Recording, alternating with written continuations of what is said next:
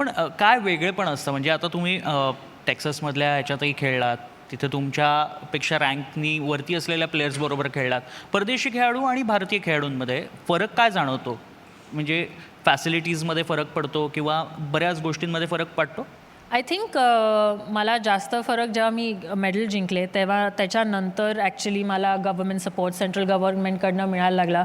And I feel की definitely facilities the ecosystem जी आहे that needs to get better. Obviously central government आता खूप प्रयत्न करतं आहे की टॉप्सची स्कीम असेल किंवा टॅग असेल like to help as many athletes as they can.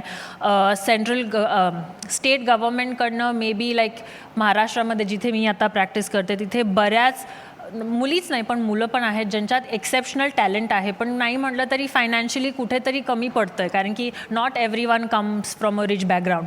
तर I feel that tennis because एवढा एक्सपेन्सिव्ह गेम आहे maybe if there is more support that comes in because मग प्लेअरचं प्रेशर निघून जातं कारण की if you have to worry about छोट्या छोट्या गोष्टी की मी आता या वीकला जाऊच शकते की नाही किंवा आता ह्या टुर्नामेंटमध्ये बिकॉज नॉट एव्हरी वीक तुम्ही प्राईज मनी अर्न करणार, कधी कधी तुम्ही फर्स्ट राऊंड पण हरू शकता.